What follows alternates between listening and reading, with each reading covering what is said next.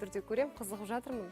Қызықты жағдайлар көп болған сияқты түсірілім барысында да біздің студиямызда қонақта Назерке Ноғайбай, басты кейіпкердің. Енді басты кейіпкер бізде күйеу бала, сіз жарысыз. Иә, мен жарымын. Қай жерде түсірілді?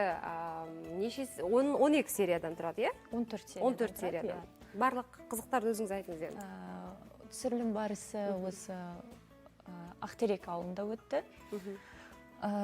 Осы Алматының шет жағында. Өте негізі керемет түсірілімдер болды деп айтсам болады. Өйткені неше түрлі қызық оқиғалар болды.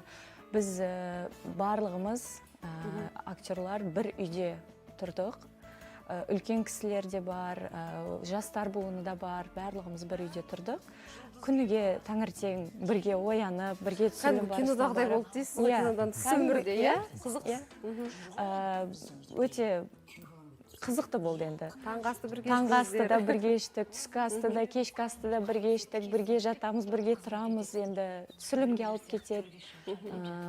Сондай өте керемет түсірілім болды. Мінекей дәл қазір сол күйеу ата енесін ойнайсыздар, иә? Күйеу балаларыңызды жақсы көресіздер ме, телехикаяда қалай болады? Жақсы көреміз, сынаймыз, бірақ та өте жақсы көреміз. Кім, қай бір ата-ана балалар жаман болса екен дейді. Әрине, ұрсса да не қылса да жақсы болса екен дейді.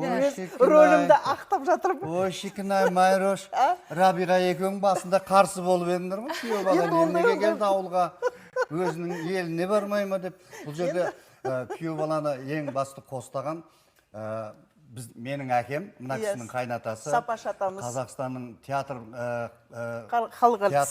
өнерінің корифейі, Досжан ағамыз, Жанботаев менің әкемді сомдады. Ол кісіменен енді талай сериалдарда түсіп жүрміз. Бұл сериалда тікелей біздің семьямыздың басшысы болып, балалардың атасы болып, менің әкем болып, мына кісінің қайнатасы болып бір площадкада жүрдік. Бір қызық болды. Бәріміз сол Ақтерек ауылында, өте Ақтерек ауылының несі жаңағы тұрғындары кәдімгі қазақилықты жоғалтпаған ауыл екен.